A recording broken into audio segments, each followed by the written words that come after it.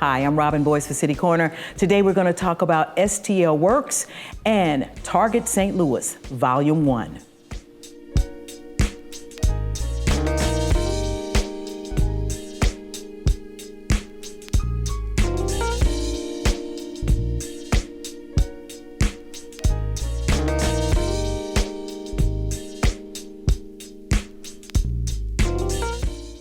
And I'm Robin Boyce for City Corner. Thank you for joining us this morning to talk more about STL Works. In the studio with me right now is Dr. Art McCoy. And he is here as the leader and champion of this great organization that's pulling together opportunities for people in the St. Louis area to really move in the direction of employment. Thank you so much, Dr. McCoy, for coming in and talking with us. It's a pleasure to be with you always. It is a pleasure to have you here. I've always wanted to get an opportunity to interview you ever since I saw you out in Rockwood. Yes, you've been busy for quite a long time when it comes to education, making sure people are valued, making sure that there's equality there in all the works that you've done. And you've been in positions that have tried to help the community make a difference. Is that a goal that you've always had in your life? It's always been a goal to sever attainment gaps that exist in society. So I like be that. it Rockwood School District, trying to make sure we have courageous conversations about race and empowering education, as well as being, an assistant superintendent and then the first superintendent of Ferguson Florissant. That was an African American, or the youngest at 33 and beyond. This has always been the goals, and now we're focused yet again, on jobs and justice. Now, jobs and justice, I like that, jobs and justice. You were most recently in Jennings School District as superintendent out there, and you have done a good job in making sure things are good and shoring it up and moving forward. But then you were called on to come forward with STL Works. Tell us more about this organization. Sure. So first, let's say while I was in Jennings School District, we had 100% graduation for multiple years and congratulations. 100% career placement and college placement. Excellent. And that was when the corporations saw a model that if you can have 18-year-olds be in apprenticeships and internships, that you can guarantee them living wage jobs if they get the industry recognized credentials. That was the genesis of the ideas of STL Works. Okay, I had no idea. So ultimately, the business community and the Regional Business Council came together and said, we have a job crisis on our hands. And so ultimately, leaders like Lena Marcia with MTM, Joe Perrick with Joe McKee at Perrick, and others came together. Vitch Ritchie at Esco Technologies and Kathy Osborne said, hey, we can use young people as a way to build the talent pipeline and give them opportunities in our corporations today and possibly pay for their college as they're in our organizations to then get their college degrees. And so I, of course, was doing that already within the school system and was using Regional Business Council businesses to do that. And now we're taking it beyond the walls of Jennings and beyond the walls of North County to West County and the Central Corridor. So we're working as far as Rockwood all the way to St. Louis Public Schools in an initiative called STL Works with the 100 business partners of the Regional Business Council, over 50 nonprofits from the Urban League, Rung for Women, as well as Better Family Life and others to have adults be a part of this. And of course, with 14 school districts to create a pathway for kids to get into viable careers. So we have now a huge collaboration within the St. Louis region, so to speak, that will now work to make sure that folks are on the workforce. That's exactly right. Are these corporations really serious? Because I'm of a certain age now, and I have gone through and have applied for work, and it was always very hard to get work here in St. Louis area.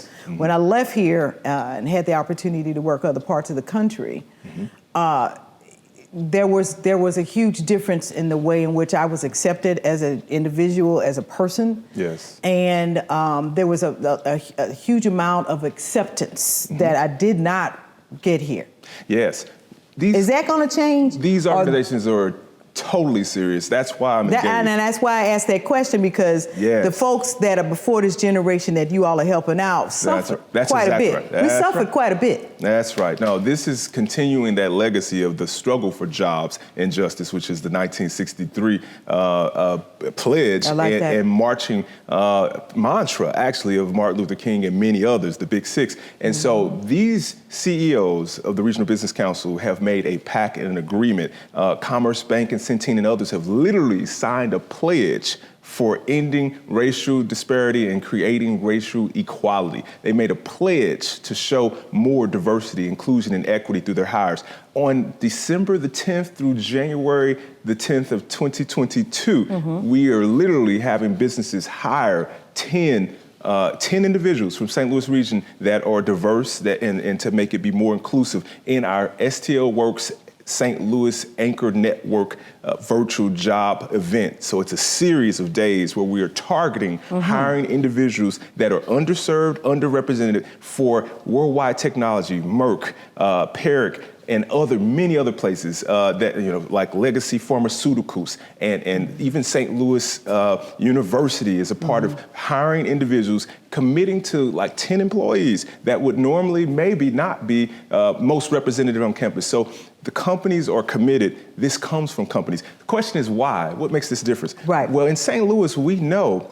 that we are lagging in the overall GDP and the amount of money and inclusive prosperity in comparisons to other cities and other states that we even exceed as far as assets. Like we exceed certain places like Ohio in assets, but we are below them with diversity, inclusion, and equity, which then makes the profits of companies less. So not only is this a moral thing to do, which is the spirit in which I operate in and some others, this is a profitable thing to do. Are they finally seeing that, these businesses that you're collaborating with? Because, I mean, we've been seeing that for a long time, that the racial aspect and the inequities on these businesses and some of these corporations that you mentioned just didn't see it that way. Yes, no. They just didn't. When I was graduating from college, they didn't see me. They didn't see my colleagues. So that has really changed. The companies understand and they know that they must see individuals,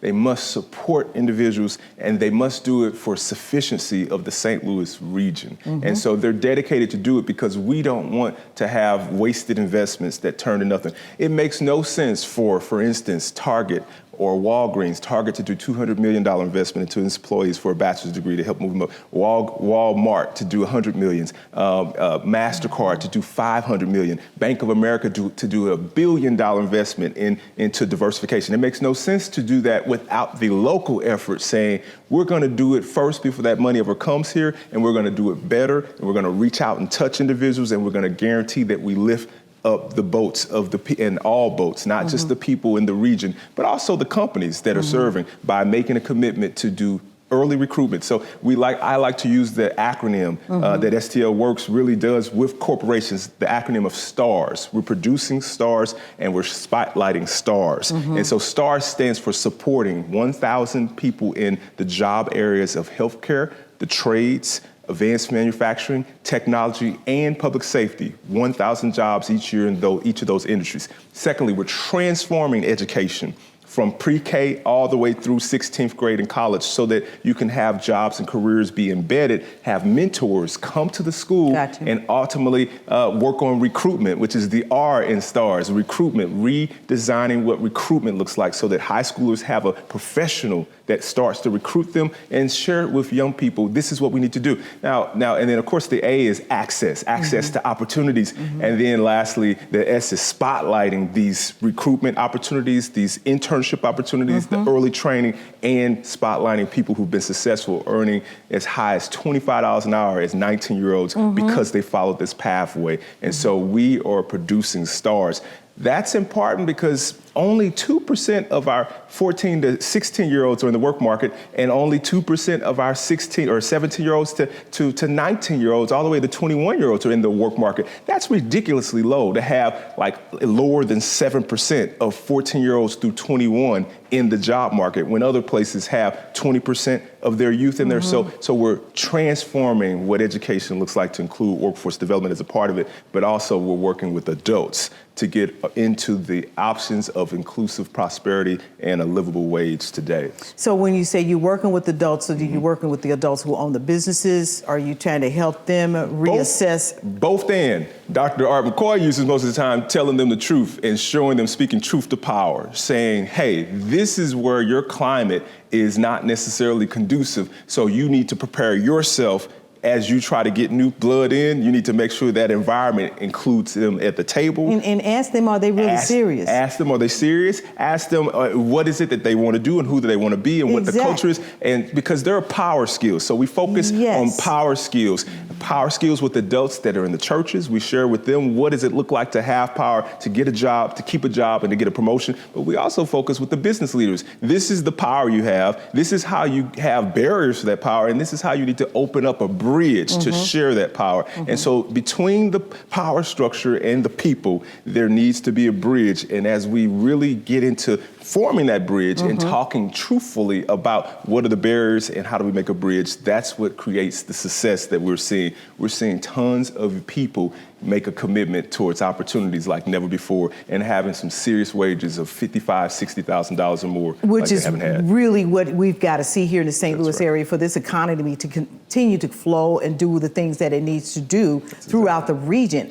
I mean, you've got a lot of talented people here. You've got a lot of talented young people who went away to school, came back, and the conversations that you hear from their parents, it's like, well, they can't find work here, or there's a closed door there, they had to leave. I hate my babies having to leave. They got to go to North Carolina. They got to da-da-da-da-da. So it sounds like to me what the council is doing, what you were doing with STL Works, is to hold that brain trust here in the St. Louis area to make it happen. And is that the direction that they're going in? Because we've lost a lot of brain trust, intelligence. That's so true. That's very true. We've lost a lot of intelligence here. They go to places that are thriving, inclusive, and have a better nightlife. In many cases, that's more exciting and more opportunity and entertainment. St. Louis has a great family life, and it has things like the zoo and so forth for free. It's a great city. It's a great city. So, but folks got to work and they got to eat. People have to work and eat. So what we are definitely doing is making that clear and making that very true and transparent. One thing I always like to share is that the past is in our head. Many of us remember this past, and sometimes we say, "Oh, I'm not going to have a chance."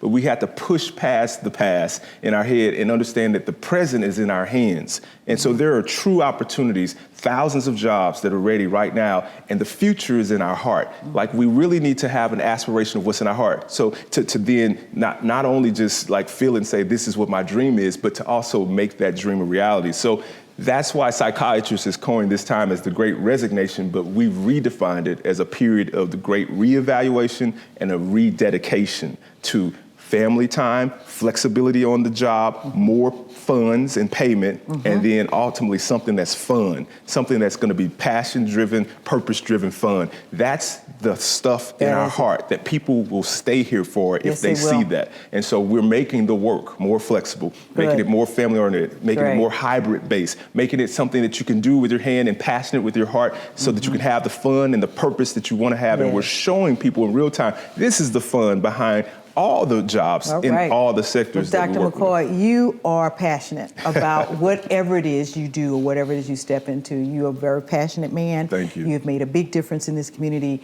and whatever help you need, call on us, let us know, and we'll get the word out there. I really appreciate you coming in and talking with us today about STL Works. It's been great to be with you. Great job that you're doing. Thank you so much. And we will be right back here on City Corner with Target St. Louis, Volume 1.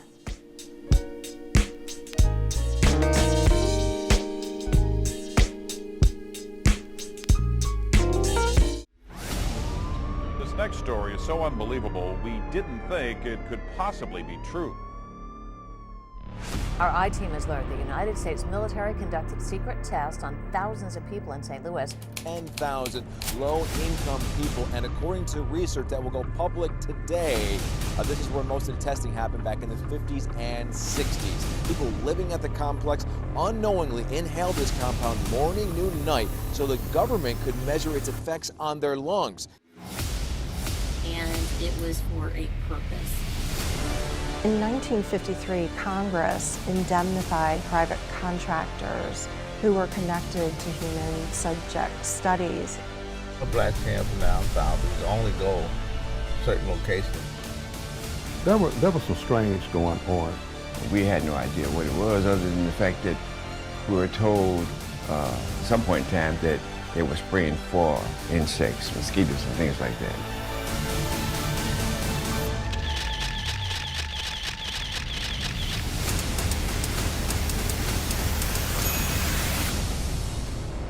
It comes as a great shock to discover that Gary Cooper killing off the Indians when you were rooting for Gary Cooper, that the Indians were you.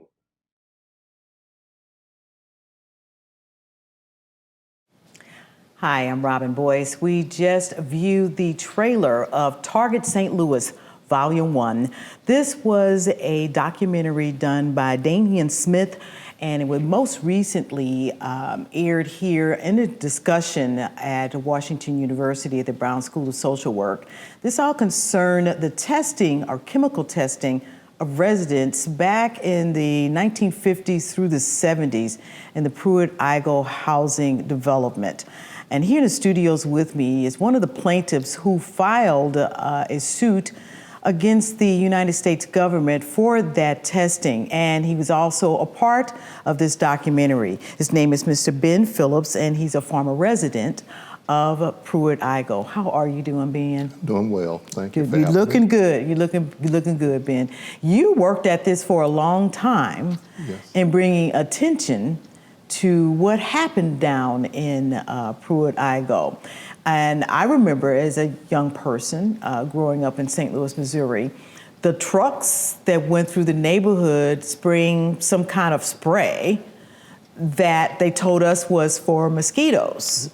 And so the same thing was happening downtown in the Pruitt-Igoe development, but the sprayers were put on top of buildings, and they were airborne particles being blown out over the residents. Tell us about what was going on at that time, or what you all thought was going on at that time. Well, we also had the trucks going through the neighborhood, but we also had guys working on top of these buildings, 11-floor buildings, story buildings.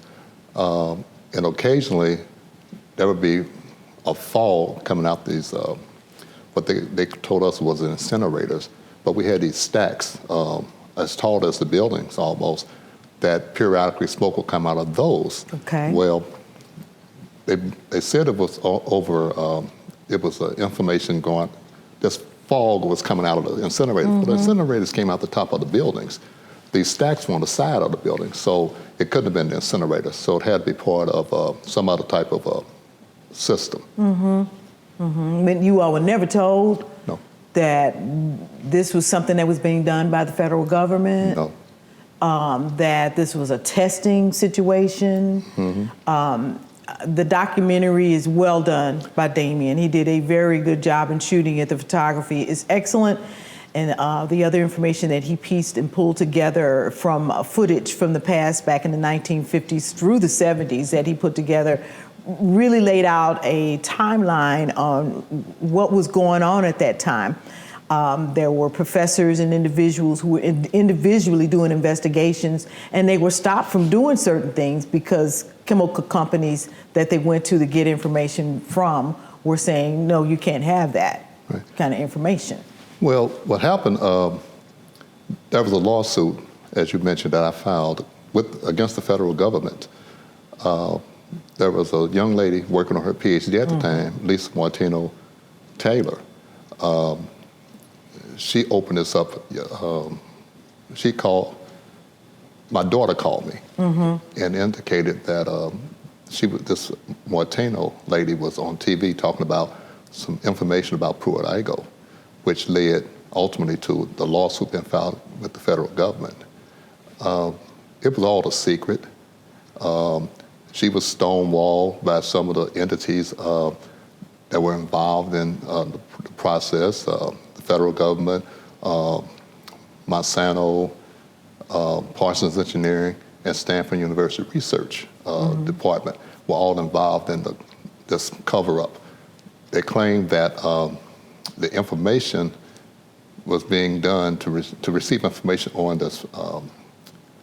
It was during the Cold War. Yeah, that's what people understand. Yeah, it was during the Cold War, and this fog in the air was to protect the people in the buildings against Russian bombers, which they couldn't hit their strikes. So they were being told at that time. It was a defensive mechanism. Well, in our research, and we had attorneys from all over the country working on this process, we found out that it really was an offensive weapon, that our federal government was using this fog, mist, on the buildings in Pruitt-Igoe, because Pruitt-Igoe buildings were very much familiar, kind of like the Russian, Moscow, Leningrad. They were a lot like those buildings. Like those buildings, and it was actually a penetrating substance that was going into the buildings. It was going to be used against Russia to, I guess, poison individuals inside of these buildings. This was some of the information that you all found out with reference to what they were doing at that time. Exactly. Residents since then,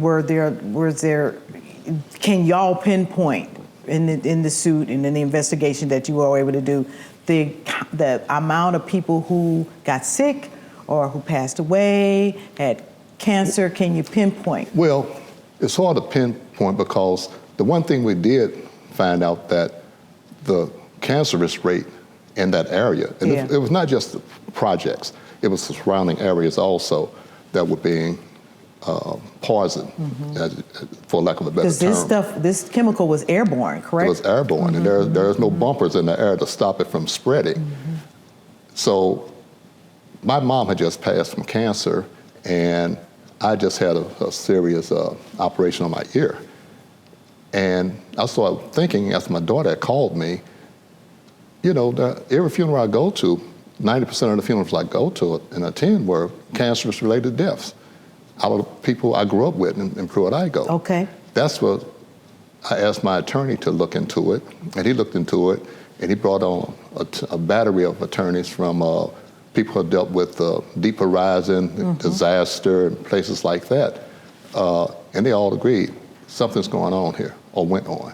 And the city of St. Louis allegedly did not know the severity of these tests. Okay.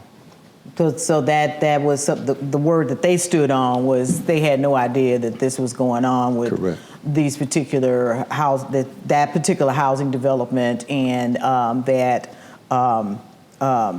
they have no idea what to move to blame on whatever's going on at this time. Now, Pruitt-Igoe has always been a controversial topic for the St. Louis community. Always been very controversial when it comes to the development of it. It surprised me most recently when I did an article on Pruitt that folks didn't know that he was African American and that he was a Tuskegee airman, and that Igoe was a Missouri congressperson at that time. And so when you look back historically on a institution, I guess we could almost say that it was, right now, what are your thoughts with reference to moving forward in the future, especially after the really good job Damien did with reference to putting this documentary together? What are you hoping when people get a chance to view it, they see, or what are you hoping they do after seeing this kind of information? Well, we hope that this documentary will enlighten people on exactly the type of atrocities that were going on. Some of the people involved with this in Pruitt-Igoe, the targeting of the projects, were involved with the Tuskegee experimentation, and also the Manhattan Project. I mean, the same people were kind of moving around doing things. And so we want the public to know that it was a rash of these things going on around the country at the time, and it was targeting African American and low-income people. hopefully some type of groundswell of support will come out of this. We got all the way to court, in the federal courts, and was getting ready for discovery. And discovery is where you bring all your evidence to trial. Okay. The federal government would not let it come to trial. Okay, I was going to ask you, where exactly did it fall? Did you all win a case? Did you win a suit? Nothing came of it? It was not allowed. And our attorneys, like I said, we had attorneys from all over the country. They were devastated. I mean, it came out of left field that the judge would not let it go forward. And the reason it wouldn't let it go forward was because the evidence that we had was really tight, really good, really deep. And the defendants in the case, which I named earlier, were on a slippery slope.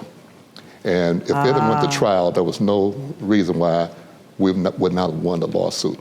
It was stopped because they didn't want to come to light. So is there anything that can be done now to reenact the suit, to change that whole trajectory, since we have so much more science out here and the abilities to get information out there and the abilities to understand the laws and policies a whole lot better and how to get past that? Is there anything that can happen now? Well, hopefully public sentiment would come forward. The screening we had at Washington University about a month ago, we invited a lot of politicians, people who had the ability to bring something up, have a vote where we can kind of go politically in the right direction to open deal up. with policy. So what kind of reactions did you get from some of them? Great. Okay. Great. Okay, great.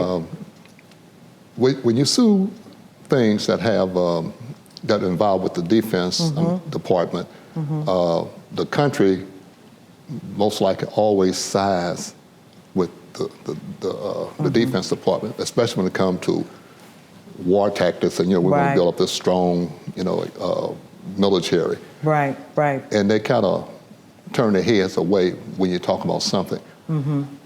We were told that it was okay to poison hundreds of thousands of people, like they did in the Pruitt-Igoe area, in order to you can sacrifice a few, right, for the good of the whole.